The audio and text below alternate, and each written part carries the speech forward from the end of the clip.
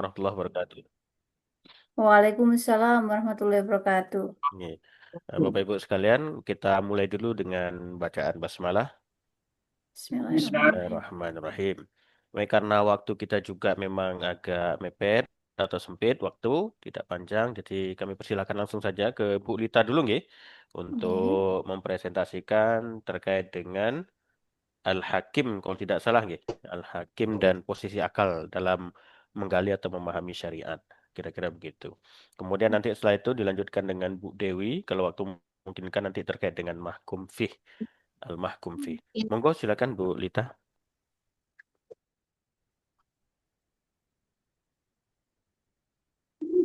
Belum start, tapi masih loading sebentar. Oh, nggih, siap, siap.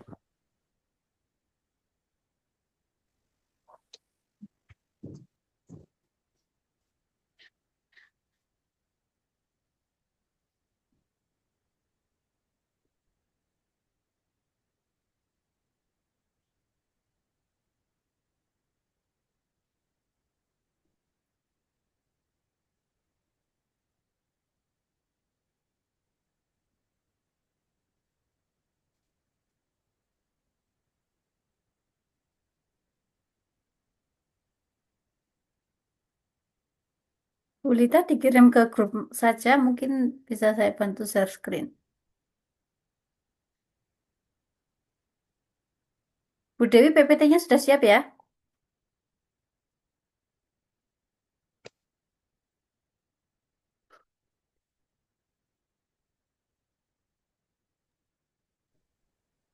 Kayaknya beliau pakai Jawa halus sehingga nggak kedengeran suaranya. Oh iya. Sebentar ini masih nyari filenya karena HP-nya baru dibelikan kakak. Asik. Waduh, HP Laporan. baru.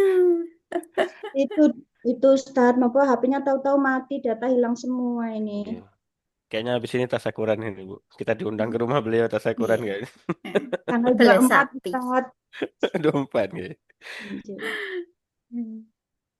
Sekalian harusnya ya tanggal 24 itu tahrij di rumahnya Bu Dewi. Oh, Sakjane pas itu. 25-nya. 24 baru istirahat orang beliaunya. Heeh. Oke, welcome Ustadz Zardan. Setelah sekian lama akhirnya Anda masuk. Kok nggak ada ya? Si Mahkum. Mahkum kamu di mana? Oh, kayaknya Bu Lita nggak nyambung deh. Ini, Enggak, sepertinya. kayaknya. Oh, oh Jaringannya. ini. Saya kayaknya, waduh, tapi lupa nggak tak download.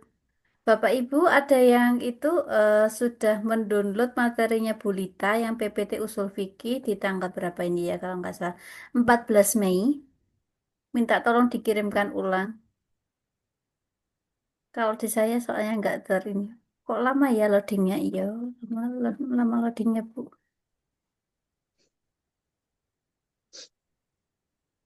Iya. Pak Nurali, jenengan download materinya Bu Bulita napa mboten? Coba dicek di grup nggih, saya pin saya itu kan. Saya oh ini sudah nggak nggih. Saya di-share sendiri Kak Bulita atau gimana? Bantu share screen saudara. Oke, sebentar. Ben,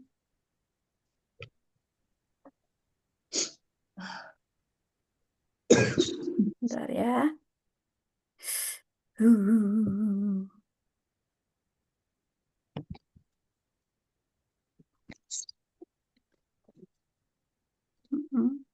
Ini ya, PDF ya Bulita ya. Ya, Oke.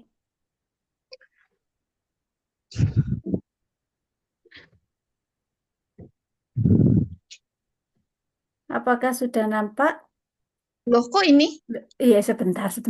Saya keliru buka. Syuk. Yes. Instrumen validasi ahli materi. Oke. Bismillahirrahmanirrahim. Assalamualaikum warahmatullahi wabarakatuh. Allah. Waalaikumsalam warahmatullahi wabarakatuh. Ya, mohon maaf sekali. untuk Pak dosen karena saya tidak bisa on cam karena kondisi tidak memungkinkan, sangat tidak memungkinkan.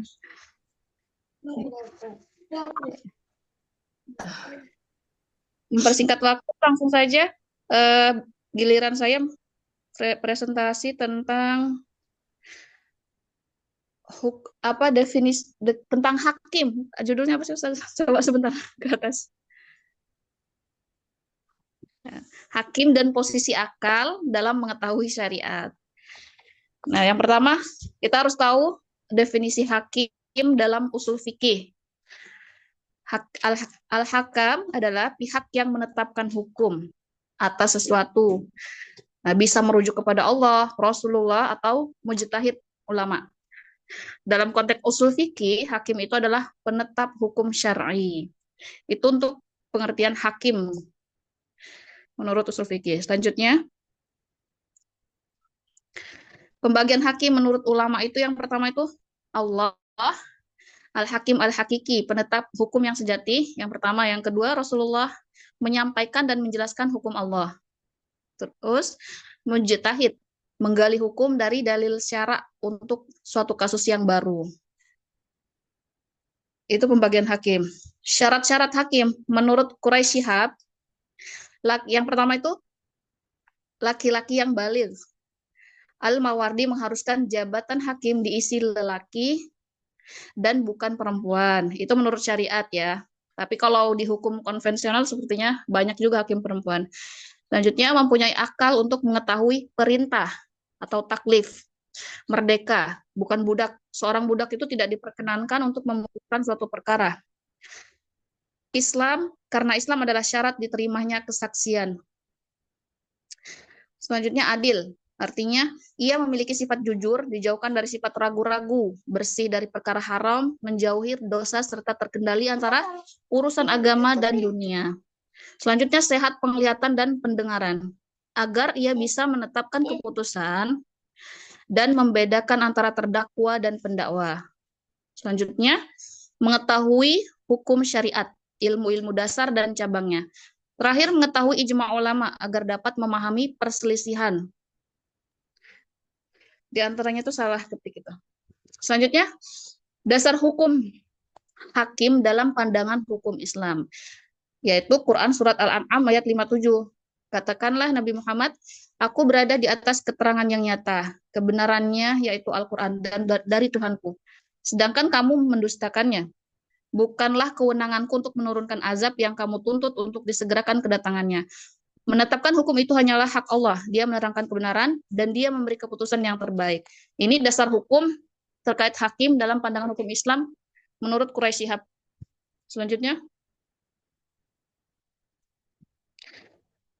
Quraisy Shihab juga menjelaskan bahwa Al-Hakam dan Al-Hakim merupakan nama sekaligus sifat Allah Subhanahu wa taala, dan salah satu cabang atau arti lain dari sifat ini adalah qadha, yaitu menetapkan ketetapan bersifat menyeluruh, yang menjadi sifat ini hendaknya terlebih dahulu memperdalam pengetahuannya, terutama tentang Allah, sehingga dari sini dapat dipahami bahwa hakim memiliki arti yang sama dengan qadhi, yaitu orang yang terpilih untuk memutuskan perkara hukum sesuai dengan ketentuan Allah.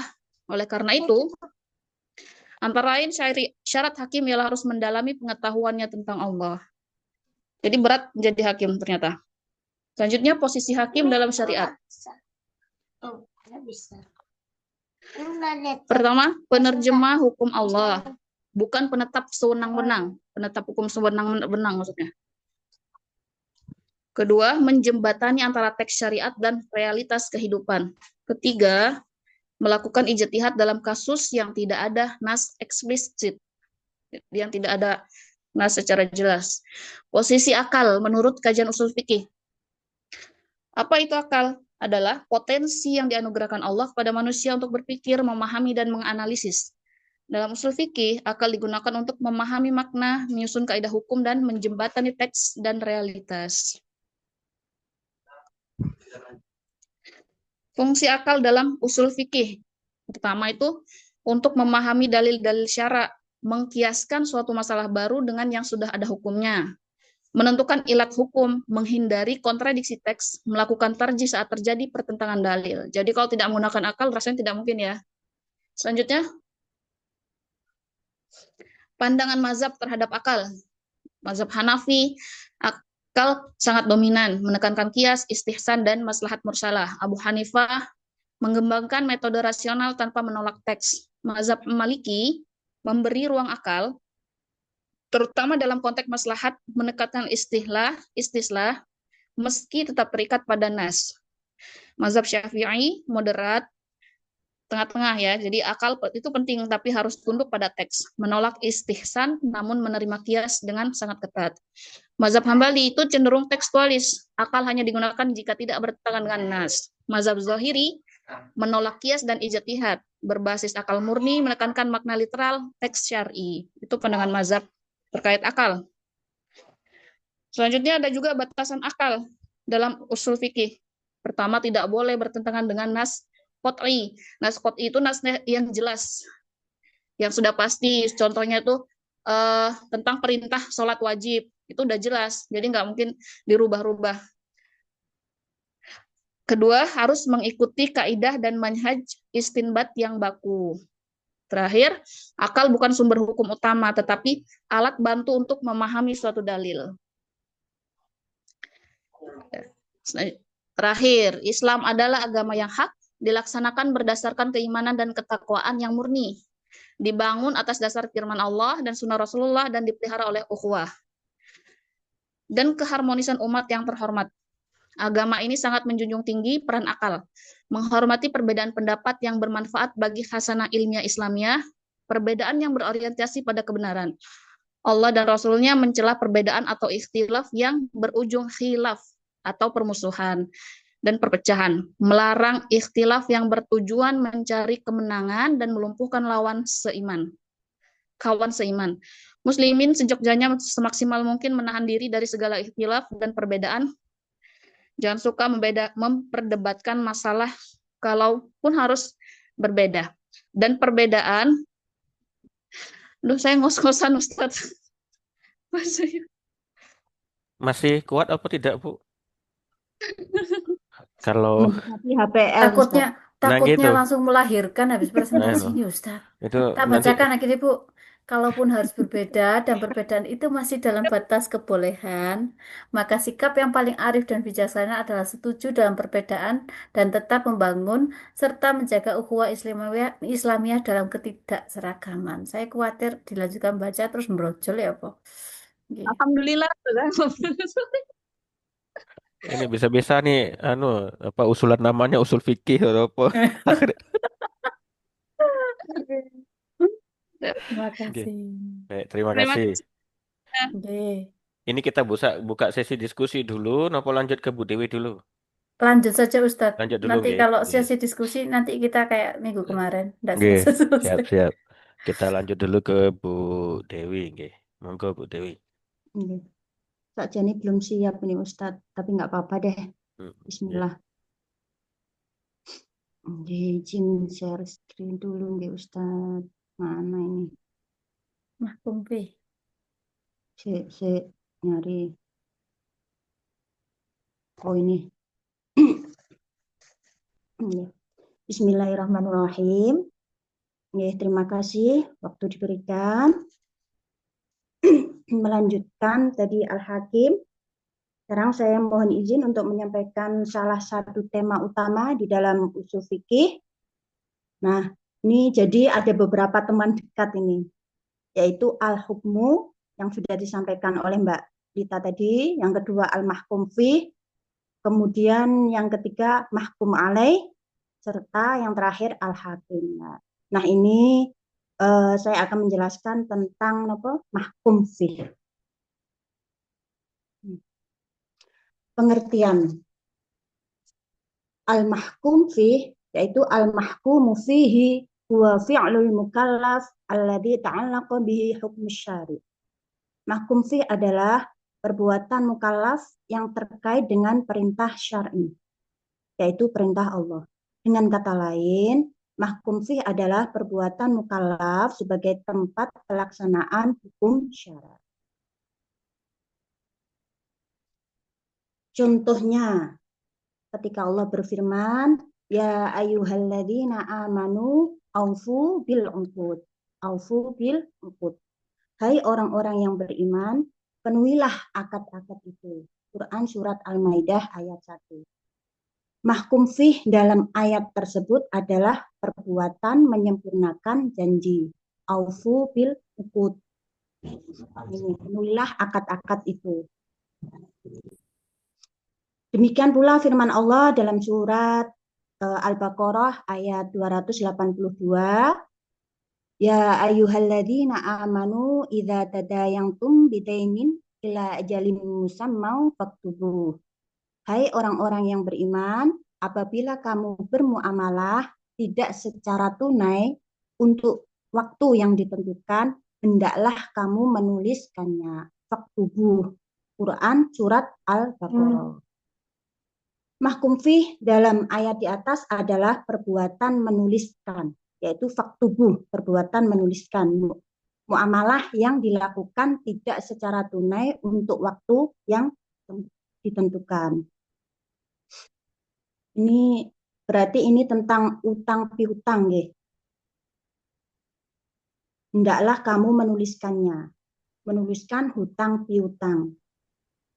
Mahkum fih dalam ayat di atas adalah perbuatannya, yaitu perbuatan untuk menuliskan muamalah tersebut. Yaitu muamalah yang dilakukan tidak secara tunai, yaitu utang piutang. Diberikan perintah, perbuatannya itu loh nggih. Jadi kalau perintahnya itu kan apa tadi al-hukmu. Kalau di sini ini kan mahkum fih, jadi perbuatan menuliskannya itu. Perbuatan menuliskannya itu disebut al-mahkum fih. Terus begitu pula ada ayat apa? Wa aqimus shalah wa atuz zakah. Jadi perbuatannya itu adalah apa? Melaksanakan sholat, menunaikan zakat. Maka itulah yang disebut mahkum fih. Jadi ada perintah mengerjakan sesuatu. Nah, itu namanya mahkum fih. Ada beberapa syarat-syarat mahkum fih. Yang pertama adalah perbuatan itu diketahui secara sempurna dan rinci oleh mukallaf. Yang kedua, diketahui secara pasti oleh mukallaf bahwa perintah itu datang dari Allah Subhanahu wa taala dan Rasul-Nya. Syarat yang ketiga yaitu perbuatan yang diperintahkan atau dilarang haruslah berupa perbuatan yang dalam batas kemampuan manusia. Ini syarat mahkum fih yang pertama yaitu diketahui secara sempurna dan rinci oleh mukallaf. Maka di sini maknanya apa? Maknanya ini syarat yang pertama adalah perbuatan yang diketahui secara sempurna dan rinci oleh orang mukallaf sehingga dapat dilaksanakan secara lengkap seperti yang dikehendaki oleh Allah dan Rasul-Nya. Misalnya sholat dan puasa yang diperintahkan dalam Al-Quran itu baru wajib dilaksanakan setelah ada penjelasan secara rinci tata caranya dari Rasulullah Shallallahu Alaihi Wasallam. Nah, ini kalau tidak ada penjelasan secara rinci, bagaimana kau mau kita melaksanakan, terus bagaimana mau kita mengerjakannya, nah ini dirikanlah sholat. Bagaimana mau melakukan sholat kalau tidak tahu caranya, maka di sini harus diketahui secara sempurna. Mahkum fih itu diketahui secara rinci dan sempurna oleh mukallaf.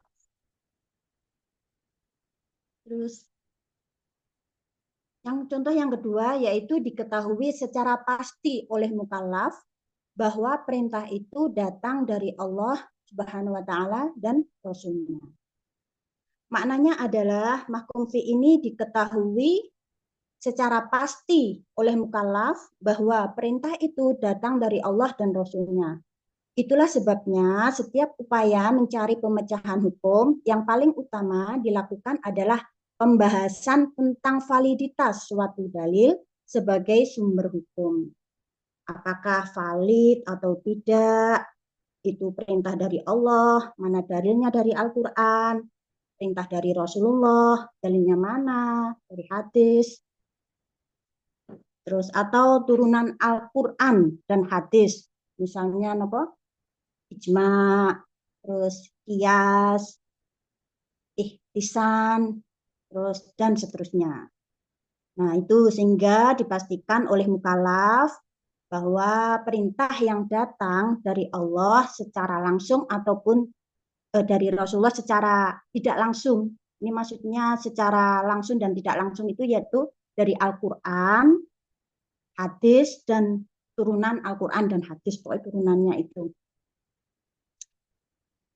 Contoh yang ketiga yaitu, contoh apa tadi, syarat. Syarat yang ketiga yaitu harus berupa perbuatan yang dalam batas kemampuan manusia. Ini kalau di luar batas kemampuan manusia yang tidak bisa dikerjakan ya, misalnya sholat 1000 kali sehari, itu kan tidak bisa, tidak mampu kita. Alhamdulillah ya, semua perintah dalam Al-Quran, hadis itu merupakan perintah yang bisa dilaksanakan manusia sesuai dengan kemampuan. Terus ini macam-macam mahkum fih, yaitu ada 5. Yang pertama wajib, mandub, haram, makruh, dan mubah. Yang pertama wajib. Wajib adalah suatu perbuatan yang diberikan pahala bila dikerjakan dan diberi siksa bila ditinggalkan. Contoh wajib, ya ayyuhalladzina amanu aufu bil uqud.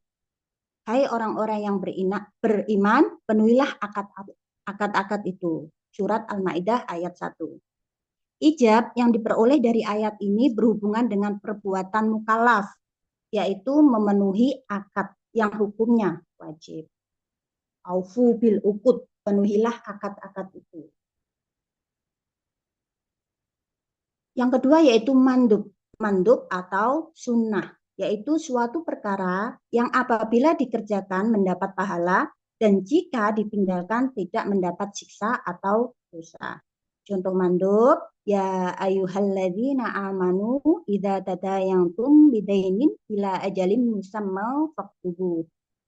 Hai orang-orang yang beriman, apabila kamu bermuamalah tidak secara tunai untuk waktu yang ditentukan, hendaklah kamu menuliskannya. Faktubu. Surat Al-Baqarah ayat 282. Nadab yang diperoleh dari ayat ini berhubungan dengan perbuatan mukallaf, yaitu menulis hutang yang hukumnya mandub atau sunnah, yaitu faktubuh, hendaklah kamu menuliskannya. Nah, menuliskannya itu adalah sunnah. Yang ketiga yaitu haram. Haram adalah larangan keras. Jika dikerjakan berdosa dan jika ditinggalkan mendapat pahala. Contoh, wala taqtulun nafsallati harramallahu illa bilhaq. Ya, dan janganlah kamu membunuh jiwa yang diharamkan Allah, melainkan dengan suatu alasan yang benar. Surat Al-An'am ayat 30. Tahrim yang diperoleh dari ayat ini berhubungan dengan perbuatan mukallaf, yaitu membunuh jiwa yang hukumnya haram. Jadi membunuh itu haram.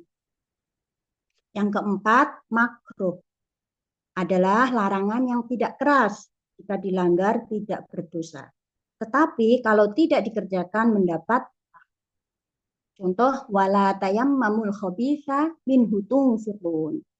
Dan janganlah kamu memilih yang buruk-buruk lalu kamu menafkahkan daripadanya. Surat Al-Baqarah ayat 267. Karohah yang diperoleh dari ayat ini berhubungan dengan perbuatan mukallaf, yaitu menafkahkan harta yang buruk yang hukumnya makruh. Ini kayak mau bersedekah ini, mensedekahkan barang yang sudah tidak layak pakai, kayak contoh pakaian ini, pakaian layak pakai, ada sumbangan itu, memberikan yang tidak layak diberikan, wis tidak dipakai diberikan, seharusnya memberikan sesuatu itu yang terbaik. Ini memberikan yang paling buruk, ini hukumnya makruh. Yang kelima yaitu mubah. Mubah ialah sesuatu yang boleh atau tidak dikerjakan kalau dikerjakan atau ditinggalkan tidak berpahala dan tidak berdosa. Misalnya makan yang halal, berpakaian bagus, tidur, dan sebagainya. Ini contoh mubah. Faman kana minkum maridan aw ala safarin fa'iddatum min ayamin ukhur. Jadi ono ukhur kok hilang. Maka barang siapa di antara kamu ada yang sakit atau dalam perjalanan, lalu ia berbuka, maka wajiblah baginya berpuasa. Sebaiknya sebanyak hari yang ditinggalkan itu pada hari-hari yang lain. Surat Al-Baqarah ayat 184. Ibahah yang diperoleh dari ayat ini berhubungan dengan perbuatan mukallaf, yaitu berbuka puasa dalam keadaan sakit atau dalam perjalanan itu hukumnya mubah. Nimpun paham deh. Ampun. Oh, terima kasih. Wallahu a'lam bishawab. Demikian yang dapat saya sampaikan. Kurang lebihnya mohon maaf. Kalau ada yang menambahkan, monggo, atau ada yang mau sharing, monggo kami persilahkan. Terima kasih. Wassalamualaikum warahmatullahi wabarakatuh. Waalaikumsalam warahmatullahi wabarakatuh.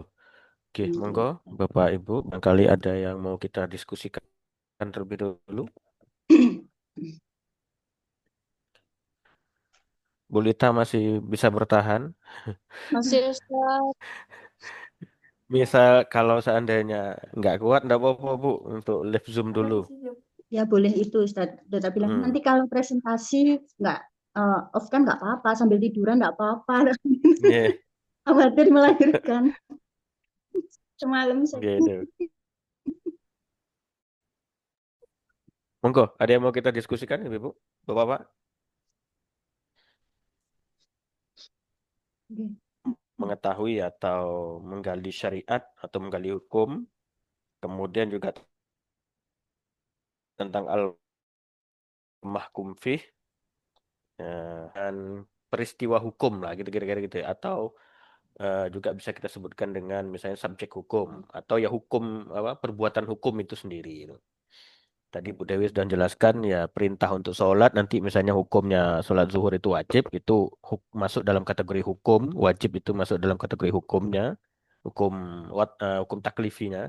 Tapi melakukan sholat atau sholat itu sendiri perbuatan itu nah itu masuk dalam kategori al-mahkum fih peristiwa hukum.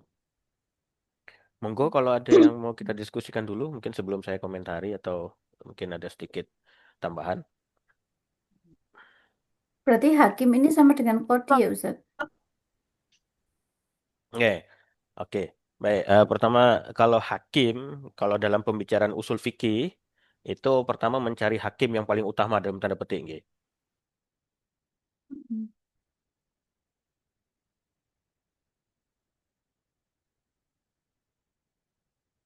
Jadi al-hakim dalam fikih itu sebenarnya karena sebagaimana nggih, atau misalnya fikih itu sendirilah ya.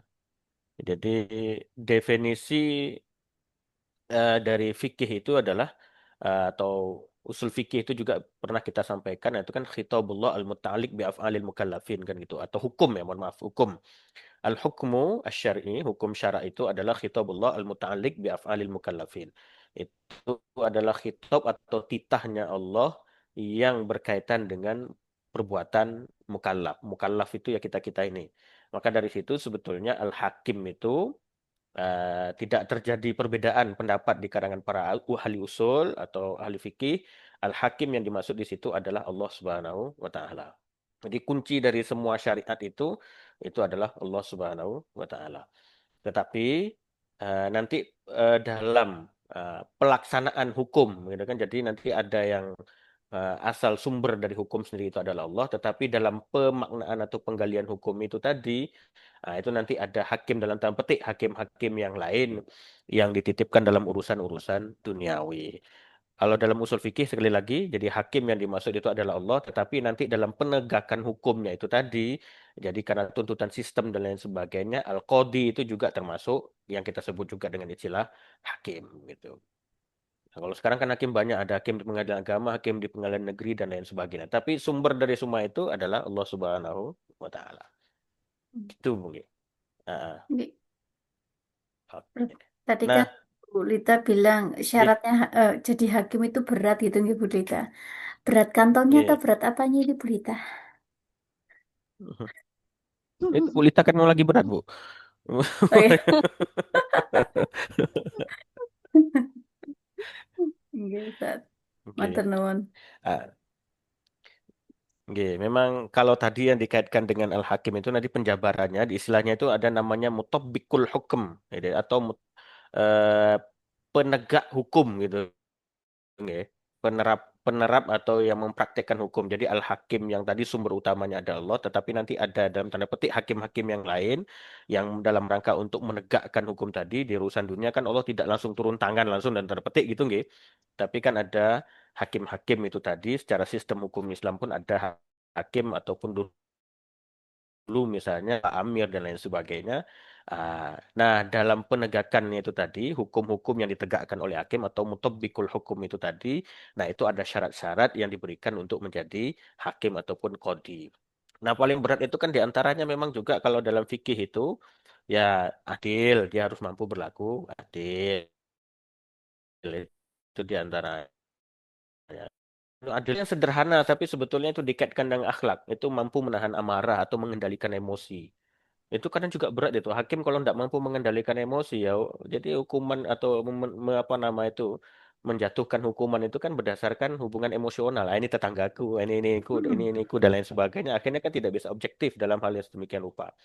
Apalagi kalau sudah diberikan hal ihwal yang lain di luar itu kan, itu sudah jadi beban moral juga bagi hakim.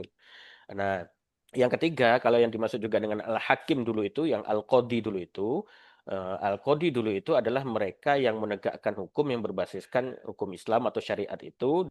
Dalam makna sekarang mungkin boleh kita katakan semacam hakim di pengadilan agama atau memang orang yang memiliki tempat-tempat menteri agama dan lain sebagainya kalau sekarang itu. Nah, orang-orang yang sedemikian rupa maka dia harus juga memahami Al-Quran dan hadis itu dengan baik gitu. Nah, ini kan sebetulnya juga berat gitu. Memahami Al-Quran dan hadis itu dengan baik, itu juga berat. Nah, kalau ahli Jum'ah itu menyebutkan dalam hukum Islam itu ada penegak tiga dalam tanda petik yang punya kewenangan dalam atau punya kompetensi dalam memberikan ijtihad hukum. Jadi kaitan dengan hukum itu tadi, yang memutuskan hukum itu. Yang pertama ada yang disebut dengan faqih. Faqih itu adalah orang yang paham tentang fikih. Ya. Orang yang ahli fikih, orang yang paham tentang hukum Islam. Tetapi fakih itu atau yang ahli fikih itu dalam makna yang makna yang dasarnya adalah dia paham tetapi hanya sekedar kapasitasnya untuk dirinya sendiri. Jadi dia paham hukum Islam itu, dia mungkin memahami tentang dalil-dalil syar'i, tentang Al-Qur'an dengan baik, tentang hadis dengan baik, tetapi lebih untuk konsumsi pribadi. Memang dia paham. Yang kedua ada namanya mufti.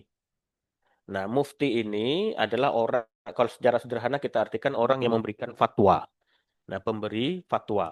Nah, orang yang memberi fatwa ini, maka ada tambahan satu lagi kalau menurut ahli Jum'ah dalam usul fikihnya itu. Nah, tambahannya adalah dia harus tahu cara untuk menggabungkan atau menghubungkan antara nas tekstual, yaitu Al-Quran, hadis, dan semisalnya itu, misalnya kemarin ijma' dan lain sebagainya, dengan kontekstual, dengan realita, dengan al-waqa'i. Jadi antara nusus dengan nas-nas, dengan al-waqa'i, dengan realita itu harus bisa dihubungkan. Jadi kalau mufti, orang yang memberikan fatwa, berarti dia memang sudah paham sebagaimana ahli fikih itu tadi, tetapi kompetensi dia satu lagi harus ada satu lagi. Dia harus bisa menghubungkan antara teks dan realita gitu. Nah, kalau mufti itu biasanya dulu itu ya dia fikih, ahli fikih, tetapi tidak hanya sekedar untuk dirinya, tetapi dia juga memberikan fatwa kepada orang lain dan dia menjadi rujukan bagi orang lain untuk bertanya soal-soal agama. Nah, dalam hal ini dia biasanya mengetahui menghubungkan antara teks dan konteks atau antara nas dan realita. Nah, ketika orang bertanya kepada si mufti ini tadi, maka dia akan melihat realita yang dihadapi oleh si penanya terlebih dahulu, sehingga dia memberikan hukum itu tidak berdasarkan teks murni yang dalam ruang hampa dalam tanda petik, tetapi menyesuaikan juga dengan konteks yang dihadapi oleh yang bertanya gitu. Sehingga nanti jawaban ataupun fatwa yang dia berikan itu justru membantu menyelamatkan orang itu tadi atau memberikan hal yang lebih baik kepada orang itu tadi. Nah, hal ini misalnya dihubungkan oleh para ulama dengan sifat Islam itu yang sebetulnya fleksibel. Jadi hukum Islam itu diantaranya, terutama dalam masalah-masalah fikih, itu memiliki nilai dasar yang disebut juga dengan fleksibilitas, gitu. Contoh yang mereka kutip itu diantaranya ada ketika Nabi didatangi oleh misalnya beberapa orang sahabat di salah satu waktu ketika mereka ada yang bertanya kepada Nabi, ayu amalil afdolu ilallah, apa amalan yang paling mulia, paling utama di sisi Allah?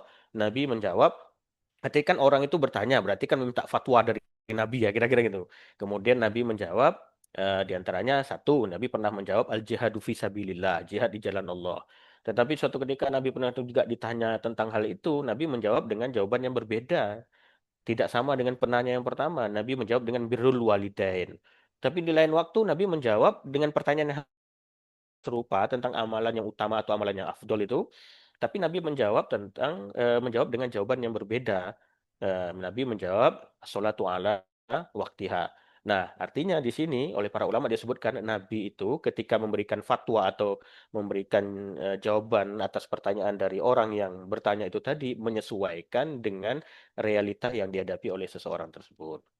Nah, itu kalau mufti. Jadi mufti ini dia harus bisa menghubungkan antara teks dan realita. Sehingga nanti, oh ternyata ini yang masih kurangnya di sisi ini. Maka dia memberikan jawaban yang bisa mendukung aspek yang lebih baik bagi orang tersebut.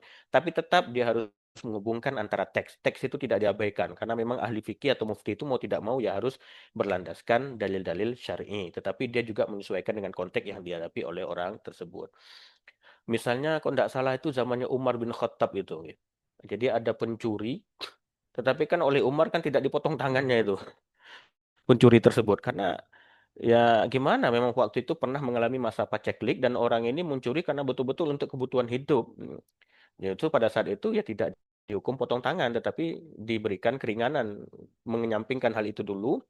Karena Umar diantaranya juga adalah menjembatani antara teks dan konteks. Ada realita yang dihadapi, yang nilai-nilai dari teks itu yang diambil. Oh, ternyata ayat itu sebetulnya maksudnya begini dan realita yang dihadapi ini begini, sehingga dihubungkan antara teks dan realita menghasilkan suatu hukum yang bisa memberikan maslahat bagi orang tersebut. Nah, itu diantara keahlian yang juga harus dimiliki oleh mufti, orang yang pemberi fatwa. Nah, yang ketiga, itu baru namanya al-qadi atau hakim. Nah, ini terlepas dari yang tadi kita bicarakan tentang hakim yang Allah tadi, ini itu mutabikul hukum ini tadilah kira-kira. Orang yang menerapkan hukum dari Allah itu tadi. Intinya kan al-hakim ini selain dia harus paham tentang yang tadi, dia juga harus paham tentang menghubungkan antara teks dan realita sama dengan mufti. Tetapi hakim dalam fikih Islam, dalam usul fikih itu juga diberikan satu kewenangan khusus, bahwasanya hakim bisa memutuskan perkara dan perkara itu sifatnya mengikat.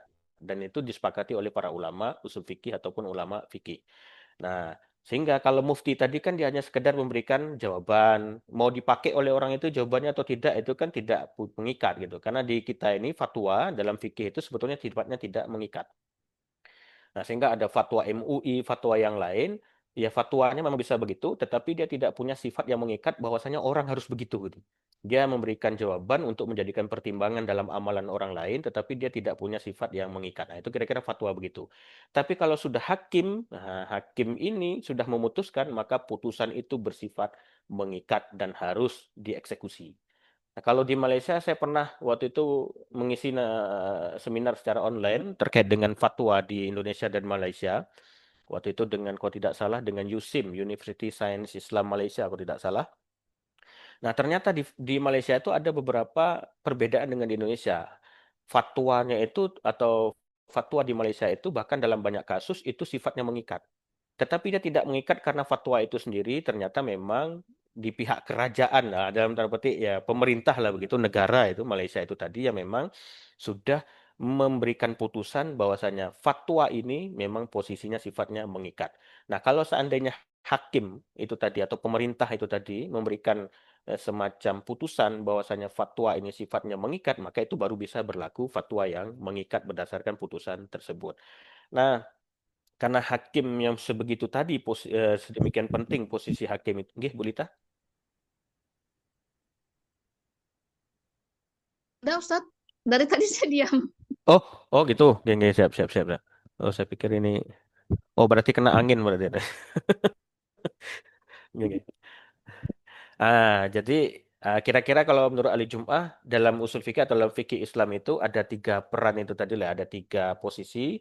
Ada yang tadi namanya ahli fikih, dia ada yang namanya mufti, kemudian ada namanya al-hakim. Nah, al-hakim yang kita maksud di sini sebetulnya pada posisi utamanya adalah Allah Subhanahu wa taala. Tetapi dalam pengembangannya, dalam kebutuhan hidup di dunia itu nanti juga ada hakim-hakim yang lainnya dalam penegakan hukum itu sendiri.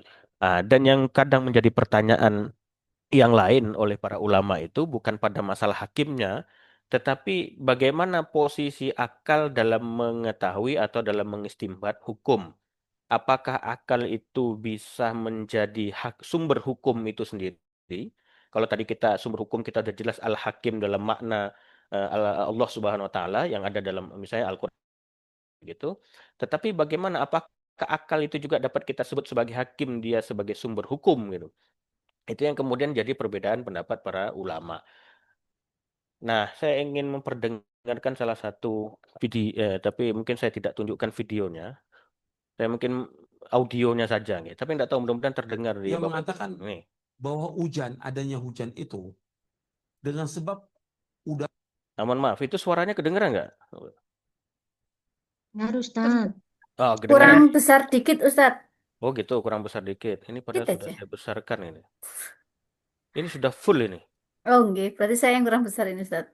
Mungkin bisa jadi mungkin settingan sistemnya ini juga mungkin. Tapi di Mungkin. YouTube-nya sudah full, di komputer saya juga sudah full. Mungkin Iya. saya coba ulangi lagi nggih. Ini untuk melihat nanti kira-kira bagaimana posisi akal itu tadi dalam mengetahui syariat, termasuk syariat itu yang luas, termasuk dalam pengembangan pengetahuan. Ada orang yang mengatakan bahwa adanya hujan itu dengan sebab udara panas. Kemudian dia menguap, kemudian jadi hujan. Pendapat ini sesat dan menyesatkan. Pendapat ini kufur. Adanya hujan yang menciptakan siapa? Allah. Yang menurunkan hujan Allah. Bukan karena cuaca panas. Bukan karena uap. Bukan karena yang lain. Jadi mereka ini menulis buku-buku itu tujuan apa? Untuk menghilangkan keyakinan kepada Allah yang Maha Pencipta. Jadi bukan karena panas. Sengaja dibikin seperti itu di buku-buku sekolah itu. Karena uap panas, kemudian turun hujan. Untuk menghilangkan apa? Kepercayaan kepada Allah yang menciptakan. Allah yang menciptakan hujan. Nah, itu kira-kira sekilas gambaran ada salah satu ya mungkin sempat saya ditanyakan terkait dengan hal itu. Eh, Kalau ada orang yang menganggap bahwasanya atau menisbatkan turunnya hujan karena terjadinya tadi panas, penguapan dan lain sebagainya, ada statement di situ bahwasanya pandangan ini itu pandangan yang sesat dan menyesatkan, pandangan yang kufur. Nah, ini kalau kufur itu dikembangkan lagi itu berarti itu sudah masuk kategori yang kafir gitu. Itu mungkin walaupun kafirnya tersembunyi. Nah, ini termasuk salah satu yang mungkin dijadikan apa namanya itu ya diskusi lah kira-kira terkait dengan sebetulnya posisi akal kita di mana? Apakah akal itu tidak boleh mengembangkan pengetahuan atau gimana? Dan bagaimana posisi akal dalam wahyu itu tadi? Gitu. Bukan Bu Wahyu ya. Gitu. Nah, nah ternyata kalau kita melihat dalam pandangan-pandangan para ulama-ulama, sebetulnya para ulama-ulama klasik termasuk dalam ulama-ulama usul fikih semuanya boleh dikatakan sependapat bahwasanya akal itu bisa dijadikan sandaran dalam menemukan hukum. Nah, nah, tuh. Bahkan kalau Mu'tazilah itu agak lebih ekstrim, bahwasanya akal itu bisa menjadi sumber hukum secara mutlak, secara tersendiri itu. Itu agak lebih ekstrim Mu'tazilah. Artinya semua ulama-ulama usul fikih klasik sebetulnya sepakat bahwasanya akal itu memang bisa difungsikan sebagai penemu hukum gitu, penemu. Jadi bukan pembuat hukum secara murni, tetapi dia penggali atau penemu hukum itu tadi. Nah, sehingga kalau seandainya kita berdasarkan ilmu pengetahuan, penggalian akal itu tadi, menemukan yang namanya sabab-sabab atau sebab-sebab misalnya turunnya hujan itu, ternyata siklusnya hujan sedemikian rupa, maka menyatakan bahwasanya memang proses terjadinya hujan itu sedemikian rupa, maka sebetulnya itu tidak masuk di kategori yang disebut dengan kategori kafir atau kufur atau sesat dan menyesatkan. Bahkan itu justru mengungkapkan Namanya apa? kemukjizatan dari Al-Quran itu sendiri. Nah, gitu. Jadi Ternyata kalau kita cek dalam Al-Quran pun ayat-ayat yang bercerita misalnya atau hadis-hadis juga yang bercerita tentang hujan secara umum ada petunjuk, ya, ada dalil atau petunjuk di situ bahwasanya memang siklus turunnya hujan itu proses terjadinya hujan itu ya dimulai dari yang sedemikian rupa. Nah, apakah itu akan menjauhkan dari Tuhan ketika menggunakan akal yang sedemikian rupa? Enggak. Kalau seandainya tetap tadi akal dan wahyu itu berjalan seiringan gitu kan, itu mustahil terjadi penjauhan dengan yang namanya Allah Subhanahu wa taala, justru semakin mendekatkan diri kepada Allah Subhanahu wa taala. Kita pernah mendengar istilah nama Maurice Bucaille misalnya, seorang peneliti arkeolog asal Prancis kalau tidak salah itu yang meneliti tentang jasadnya muminya Firaun. Nah, ternyata berdasarkan penelitiannya dia itu memang dalam muminya Firaun itu terkandung, Firaun itu kan banyak gitu, tapi yang dengan Musa itu yang ditenggelamkan di laut itu ternyata memang ada kandungan garam. Dan itu kan sudah ada memang tidak dijelaskan secara detail dalam Al-Qur'an itu bahwasanya Firaun itu ada masih sampai sekarang itu masih ada garamnya kan tidak disebutkan di situ, tapi kan ditenggelamkan di laut itu ada gitu. Ya, kemudian bahkan dalam Al-Quran itu juga disebutkan bahwasanya jasadnya Fir'aun itu memang sengaja ditemukan dan dipertahankan untuk menjadi pelajaran bagi umat-umat setelahnya. Fal-yauma nunajjika bibadanika litakuna liman khalfaka ayah. Kan ada ayatnya itu. Nah, diteliti oleh Maurice Bucaille, ternyata memang ada tanggungan yang sedemikian rupa. Nah, berarti kan itu proses akal itu. Akal mengkaji secara arkeologinya dan macam-macamnya itu. Ternyata ketika dihubungkan dengan wahyu, nah, ternyata hal itu termaktub di dalam Al-Quran gitu. Nah, sehingga posisi akal dan wahyu itu tadi atau hakim itu tadi yang Allah Subhanahu wa taala yang ada Al-Quran dan hadis itu tadi dengan akal dalam menemukan hukum tadi itu sebetulnya dalam pandangan usul fikih itu tidak bisa dipisahkan. Mereka itu adalah satu kesatuan yang utuh sehingga para ulama usul fikih kemudian menyebut ada istilahnya itu dalilun nakli, dalil yang secara tekstual, nukilan, nakl, yang dinukilkan yaitu Al-Quran dan Sunnah. Ada juga yang dalilul akli, dalil yang istilahnya hasil olah dari upaya akal memahami dalil-dalil tersebut. Nah, sehingga sekali lagi akal itu tetap punya peran yang penting dalam menggali hukum. Nah, sekarang jangankan jauh-jauh istilahnya gitu, nggih. Kita eh, saat ini diwariskan dengan Al-Quran dan Sunnah. Nah, dalam kita menggali kebenaran dari sunnah itu tadi, sunnah itu kita pahami kan sebagai peninggalan dari Nabi baik berupa perkataan, perbuatan maupun ketetapan Nabi, takrir Nabi itu tadi. Tapi kan kurun waktunya kan sudah panjang itu tadi. Nah, sehingga dibukukan itu kan sudah jauh sekali masanya. Bahkan setelah masanya Imam Syafi'i dan lain sebagainya, baru kemudian dibukukan hadis-hadis itu tadi. Nah, proses untuk mencari mana ya betul-betul hadis yang valid bersumber dari Nabi, maka proses itu juga sudah melalui proses penggunaan akal berdasarkan peninggalan-peninggalan yang lampau itu tadi. Dicek, digali, ini orang-orangnya benar apa enggak, yang mereka digali secara biografinya, digali secara sejarahnya, dan lain sebagainya. Berarti akal itu pun sudah masuk dalam proses untuk menentukan mana hadis-hadis yang memang bisa kita pakai hadis yang istilahnya terkategori makbul yang diterima sehingga bisa digunakan juga menjadi sandaran hukum. Berarti dalam penentuan hadis-hadis kategori hadis sahih, hadis hasan, itu kan tidak dikatakan oleh Nabi Muhammad. Berarti itu kan sudah juga ijtihad para ulama-ulama yang berikutnya untuk menggali mana sih hadis yang betul-betul bisa kita pakai, kualitas-kualitas yang bisa kita temukan mana kualitas yang baik yang bisa kita jadikan sandaran hukum. Berarti itu pun penggunaan hadis-hadis dengan kategori sahih, hasan, doib, kemudian ada hadis yang mutawatir, hadis ahad, ada yang hadis masyhur, gharib, dan macam-macamnya itu juga ternyata sudah melalui proses penggunaan akal berdasarkan ilmu pengetahuan-pengetahuan yang berkembang pada saat itu. Di antaranya tadi ya sejarahnya, tarikhnya, kemudian biografi dari para sanad-sanadnya itu tadi dan lain sebagainya sehingga ditemukanlah mana hadis yang bisa dijadikan sandaran, mana hadis yang tidak bisa dijadikan sandaran. Nah, ternyata dalam tadi menjadikan hadis sebagai sandaran hukum itu pun itu ternyata sudah melalui proses penggunaan akal. Termasuk dalam hal yang itu tadi. Nah, sehingga dalam hal ini para ulama juga menyebutkan ada yang disebut dengan ayat kauliyah ya, ada yang disebut dengan ayat kauniyah. Ada ayat atau teks atau nas-nas itu yang sifatnya itu kauliyah, perkataan, firman, yaitu Al-Quran dan hadis. Kemudian ada ayat yang sifatnya kauniyah, yaitu semesta raya.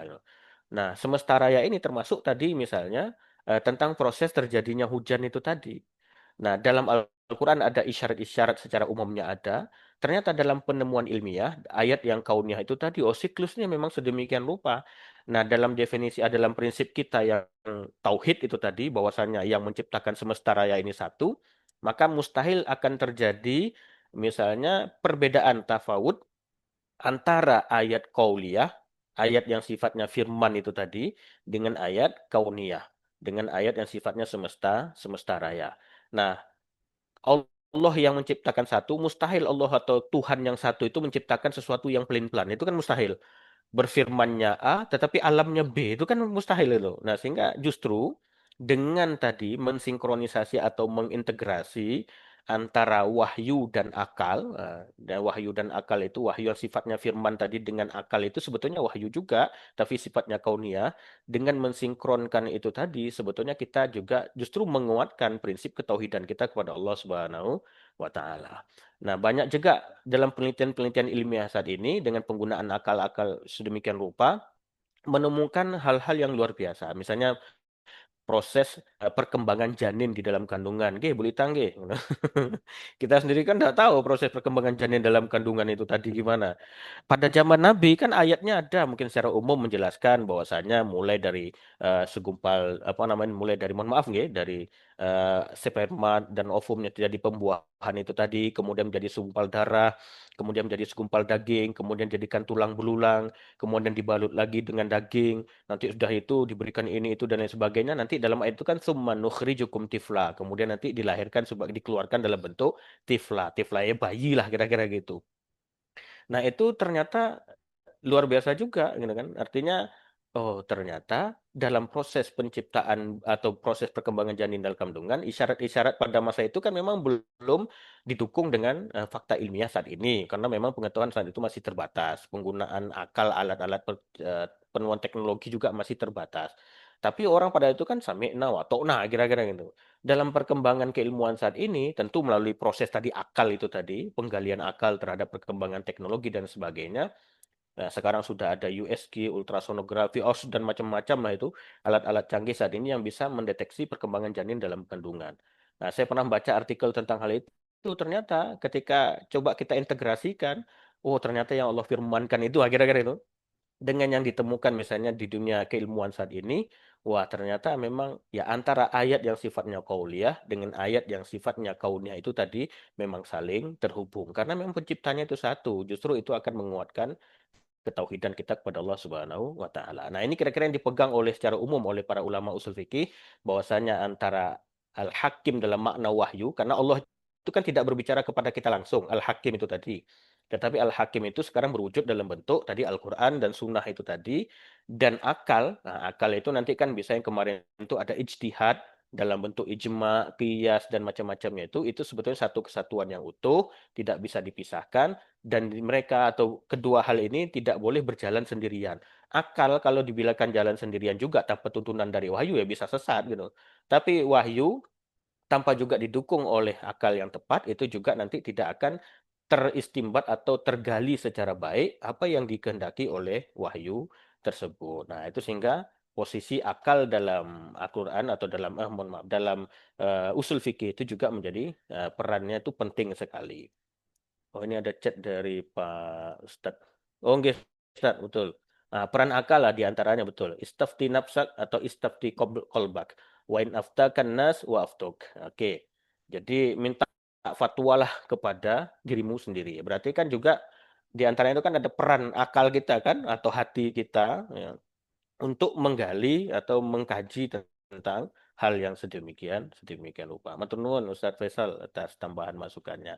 Nah, sekali lagi mungkin itu tadi ya peran akal dan wahyu itu berjalan seiringan. Oke. Oh, waktu kita tinggal 5 menit. Ada tambahan dulu mungkin dari yang lain sebelum melanjutkan yang terkait dengan waktu. Oke. Mau Oke, boleh. tanya Ustaz? Oh, ya, silakan Bu Berarti Lita. Bu. sekali ini kalau secara keilmuan dalam usul fikih lebih tinggi dari hakim. Begitu Ustaz ya. Gimana Mufti. Bu? Oh, kalau secara Berarti mufti Mm-mm. secara usul fikih sebenarnya secara keilmuan berarti lebih tinggi dari hakim, Ustaz. Oh, Atau tidak? oke. Kalau secara keilmuan, justru hakim itu antara mufti dengan hakim sebetulnya sama, boleh dikatakan untuk level keilmuannya itu sama. Jadi yang mufti dia harus memahami tentang fikih, penggalian hukum dari Al-Quran dan Sunnah. Nah, berarti kan penggalian hukum juga melalui proses akal itu tadi. Dan dia juga harus pinter atau harus tahu cara menghubungkan antara eh, teks dan realita yang dihadapi. Begitu juga hakim, hakim juga begitu sama. Dia juga harus paham tentang fikih dan macam-macamnya. Dia juga harus paham bagaimana menghubungkan antara teks atau nas dan juga nanti dengan realita yang dihadapi oleh orang yang berperkara. Gitu. Tapi kalau secara posisi perannya, ya, jadi kalau secara keilmuan saya kira sama itu, Nggih. Kemampuan yang dituntut gitu. Maksudnya yang dituntut di hakim maupun di mufti itu sama. Dia harus bisa juga paham fikih dan menghubungkan antara realita dan teks.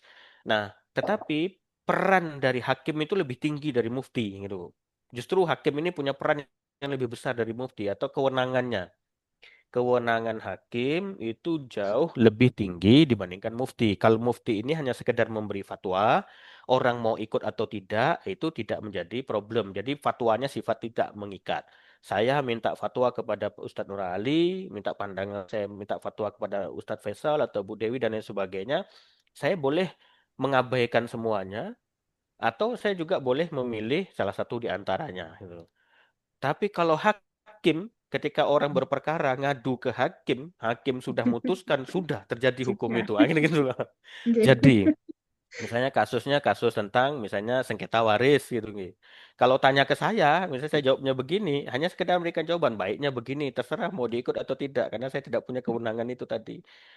Ya, mungkin. Tapi kalau sudah masuk ke pengadilan agama, hakim di situ sudah memberikan putusan, penetapan misalnya begitu, lah berarti putusan dari hakim itu sifatnya mengikat dan itu harus dieksekusi. Itu yang terjadi. Jadi sehingga dalam tanda petik, nih, hakim itu bisa mengubah hukum. Nah, itu jadi peran hakim itu lebih tinggi dibandingkan dengan peran mufti. Kalau secara keilmuan tuntutannya itu sama. Tuh, gitu Bu Litang ya. Matur Iya, nuwun. Iya, sama-sama Bu. Oke, Ustadz Faisal tadi.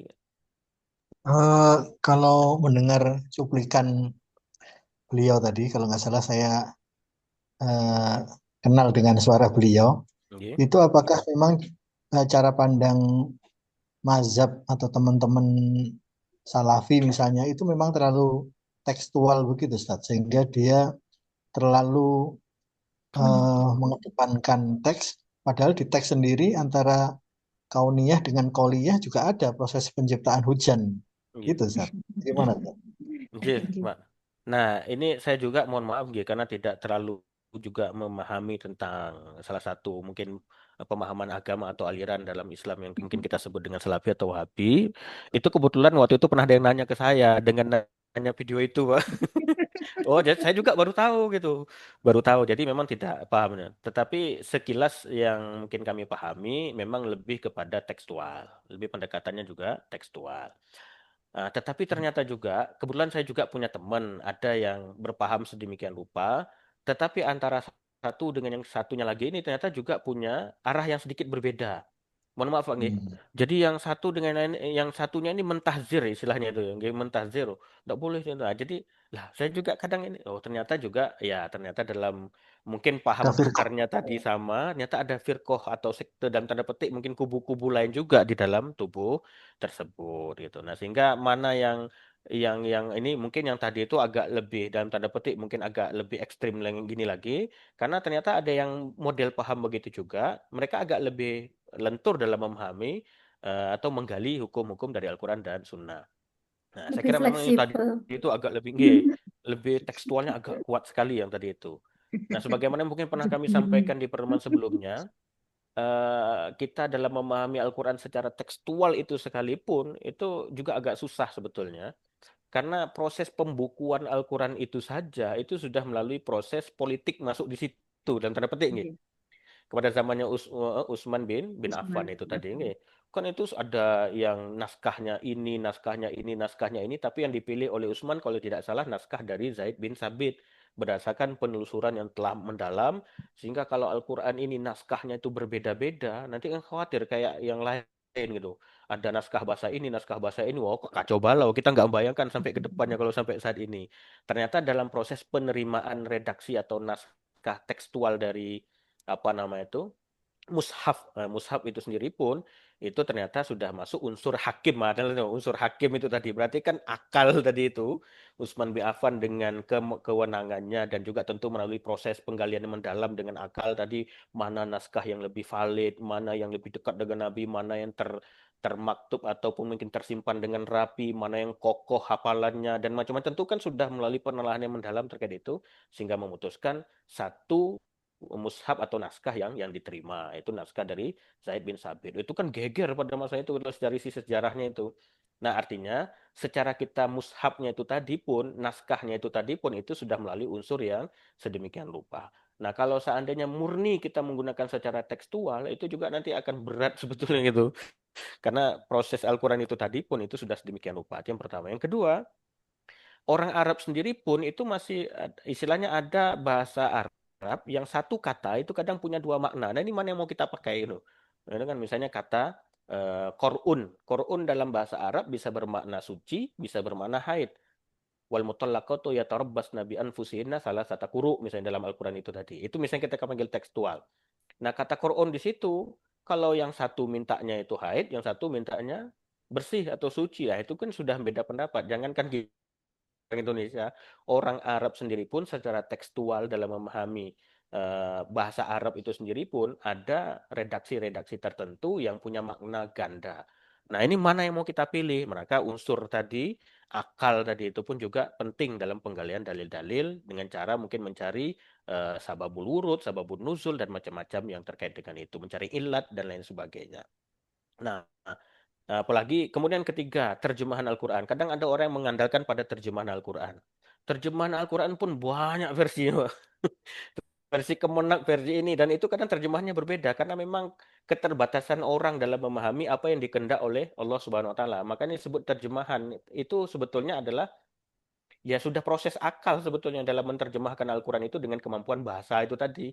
Sehingga bahasa orang dengan kemampuan yang A dengan bahasa orang yang kemampuannya B, itu juga bisa saja menerjemahkan dengan makna yang berbeda. Jadi sebetulnya terjemahan itu juga bukan terjemahan letterlek dari bahasa Arab ke Indonesia, tapi juga sudah masuk unsur pemaknaan sebetulnya di terjemahan itu tadi. Nah, maksud saya ternyata dalam penerjemahan pun itu sebetulnya sudah masuk unsur pemaknaan atau penggunaan akal dalam menerjemahkan itu tadi. Karena banyak juga bahasa Arab yang memang kita juga sulit untuk menerjemahkan secara teks literleknya itu ke dalam bahasa Indonesia. Jangankan itu, bahasa Jawa pun ada bahasa Jawa yang sulit mau diterjemahkan dalam bahasa Indonesia. Itu banyak juga. Jadi kadang-kadang akhirnya orang memaknainya dengan makna A, B, dan C. Dan itu saya kira juga sangat diterima sekali. Nah, sehingga daripada itu, dengan kita memahami hal sedemikian rupa, secara tekstualis murni, itu kayaknya juga akan berat.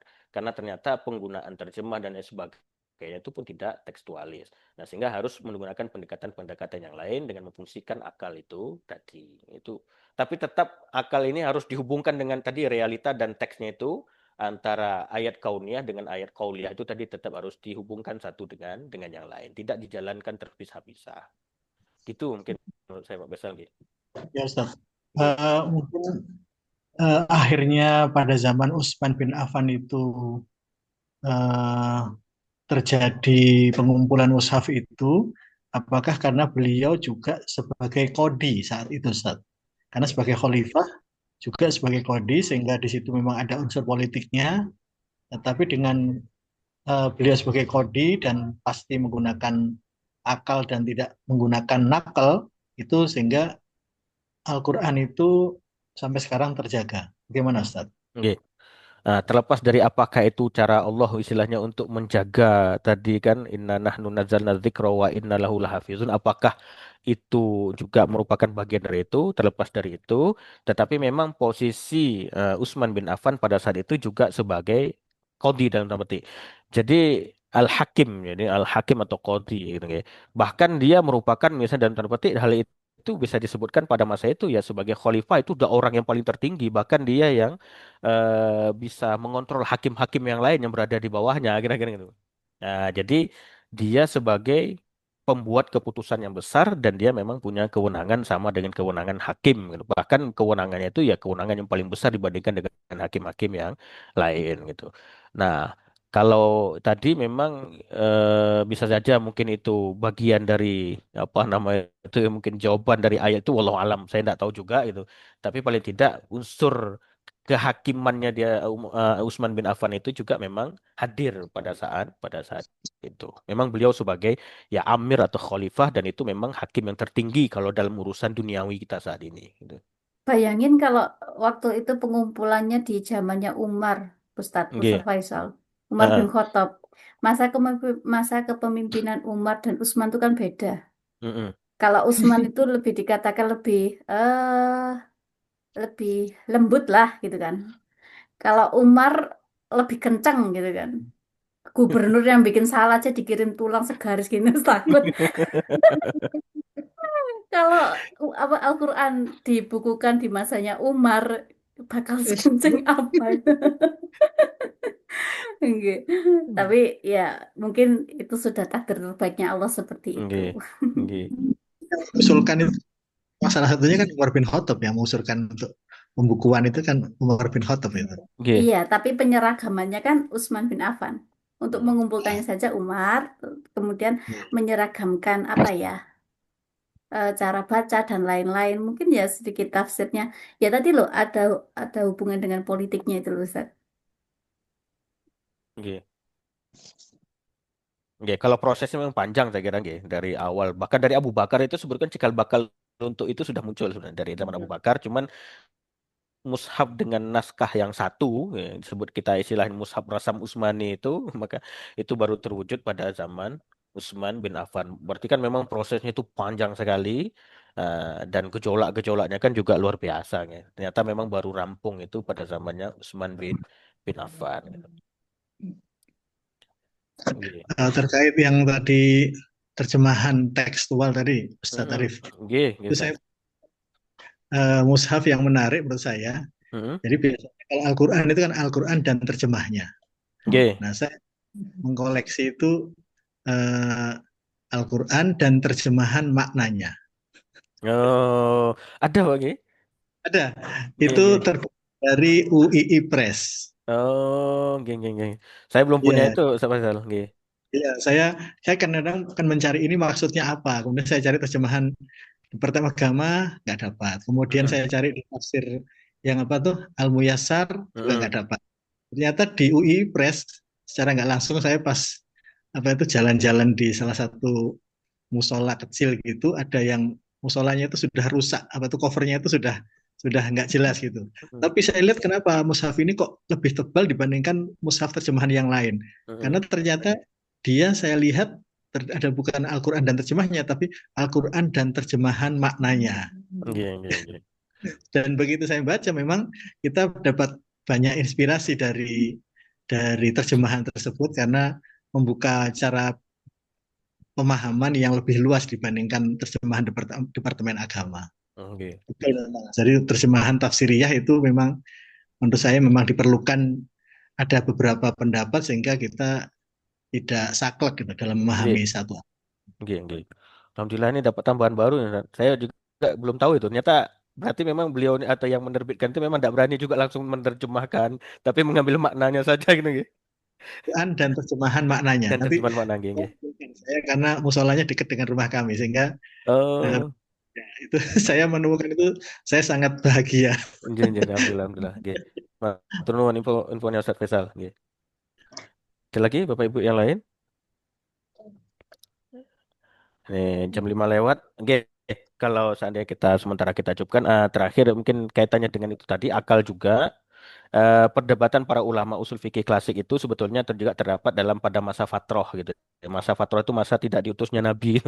Ini kira-kira orang itu dapat sanksi atau tidak, dapat pahala atau tidak gitu pada masa fatroh. Tapi setelah dari masa fatroh boleh dikatakan hampir semuanya itu bersepakat bahwasanya Al-Quran dan Wahyu itu berjalan beriringan atau akal dan wahyu itu berjalan seiringan. Tapi pada masa fatroh, misalnya tentang bapaknya Nabi gitu kan, dengan pada masa tidak diutusnya Nabi, ada yang mengatakan pokoknya akal menjadi sandaran hukum. Jadi baik dan tidaknya itu bisa ditentukan oleh akal dan mereka bisa mendapatkan pahala dan bisa mendapatkan dosa karena akalnya gitu. Tapi ada sebagian mengatakan tidak demikian, misalnya kalangan Asy'ariyah mengatakan tidak. Kalau yang tadi kan Mu'tazilah. Kalau yang ini mengatakan bahwasanya tidak tergantung pada wahyu. Jadi orang-orang yang memang tidak sampai kepadanya wahyu gitu, maka dia tidak terkena beban hukum gitu dan lain sebagainya. Mungkin perbedaan mereka pada masa fatrah atau orang-orang yang memang tidak terjangkau dakwah. Mungkin kalau di Indonesia di daerah pedalaman sama sekali itu nanti gimana itu? Nah, itu apakah mereka disanksi karena akal mereka atau diberikan pahala karena akal mereka bisa menentukan baik dan buruk secara mandiri ataukah mereka tetap harus berlandarkan kepada wahyu dan lain sebagainya. Itu nanti terjadi perdebatannya mungkin di hal yang sedemikian rupa. Nah, kemudian terakhir tadi masalah mahkum fih. Mahkum fih itu tadi juga ada syarat-syaratnya, peristiwa hukum. Nanti kalau tadi ada turunannya, misal turunannya itu tadi ada hakim sebagai turunannya, mungkin hakim-hakim atau orang-orang yang punya kewenangan, yang diberikan titipan kewenangan kekuasaan di dunia ini. Ya, maka dalam menjalankan kewenangannya itu tadi, paling tidak syarat-syarat dari mahkum fih itu bisa diterapkan dalam menerapkan hukum duniawi ketika menjadi penguasa. Jadi jangan menerapkan hukum yang di luar kemampuan dari rakyat atau masyarakat atau warganya itu. Ini dipukul. Jadi mungkin untuk kepentingan individu, nah, itu jadi itu tidak juga dibenarkan. Nanti satu sisi dibuat efisiensi, tapi satu sisi dihambur-hamburkan. Nah, itu juga kan tidak benar juga guys. Ada tadi, jadi bisa menurunkan dari syarat-syarat mahkum fi itu tadi bisa diturunkan kepada pemangku kewenangan duniawi dalam misalnya membuat kebijakan-kebijakan. Oke, saya kira itu dulu nggih Bapak Ibu sekalian karena waktu kita sudah 5.15 bentar lagi sudah. Kami terima kasih atas kehadiran Bapak Ibu sekalian. Ini sudah saya presensikan karena semuanya sudah hadir. Mudah-mudahan nanti Jumat depan kita upayakan dua materi lagi gitu. Mahkum alaih dan ijtihad. Bu Nadila dan Ustadz Agung dan Ustadz Faisal. Eh, saya tidak tahu, mungkin persiapan saja. Ustadz Zardan misalnya juga untuk persiapan saja, untuk sekalian juga mungkin syarat-syarat ijtihad itu, tema terkait, itu juga dipersiapkan. Kalau saya dimungkinkan waktunya, dalam pekan depan kita langsung rapel 3 materi sekaligus karena sudah mendekati ujian. Matur nuwun, terima kasih banyak. Mohon maaf, kita tutup dengan hamdalah. Alhamdulillahirrabbilalamin. Bismillahirrahmanirrahim. Assalamualaikum warahmatullahi wabarakatuh. Waalaikumsalam warahmatullahi wabarakatuh.